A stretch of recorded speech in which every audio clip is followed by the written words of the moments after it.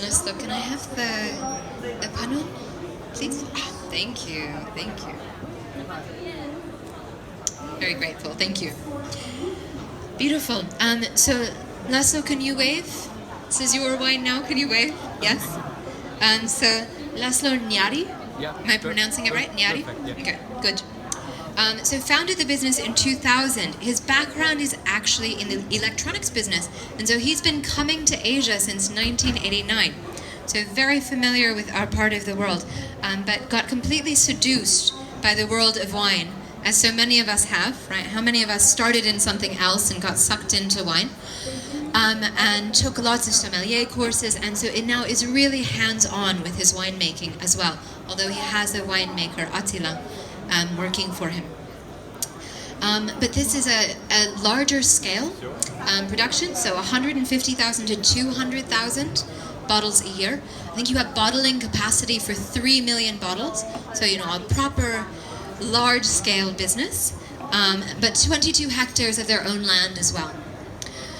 So in this particular year, in 2013, Laszlo was explaining to me that in the best years, what they like to do is separate out some of the grape varieties. So they pulled out the Sargumuskotai, the Muscat wine, and made their own Aszú wine from that grape variety. So this particular wine, that's the blend, has only Furmint, Harslevlu, and Zeta, which also adds a nice floral character.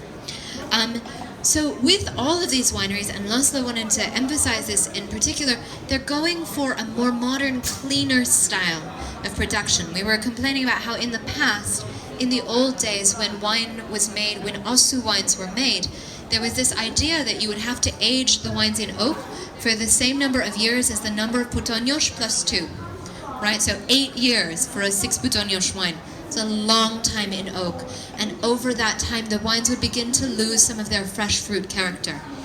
By contrast, this Pannon Tokaj,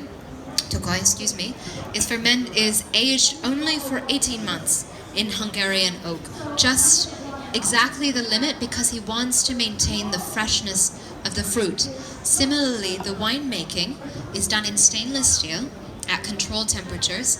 The Aszú berries are added to fermenting must, which he thinks gives the freshest expression, doesn't give any opportunity for oxidation to take place. A relatively low level of alcohol, so only 10.5% here.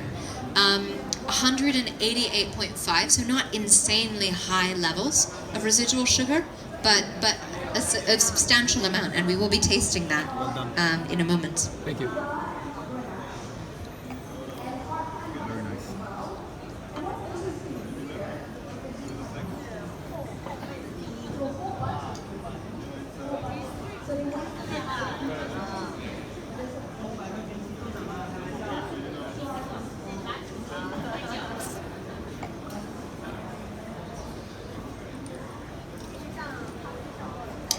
Can you see here how we've moved to the next level up of Aszú of botrytis expression? What we have, we're starting to develop almost a kind of mushroom, savory aspect to the botrytis that's kind of beyond this honey and honeysuckle level. There is still the fresh fruit, primarily a kind of Yellowstone fruit, but also hinting towards that direction of the mandarin orange peel, right? That kind of fragrant fruit is coming along as well. It's really a wonderful integration between the botrytis characters and still some fresh fruit, but definitely the botrytis is coming to the fore here. And again, all of that sugar being carried by the freshness of the acidity. You also, I think, start to have a slight herbal character that's coming from the Harslevlu, because we have a little bit more age here, because we're in 2013 this time. Finally, so Patriciusz,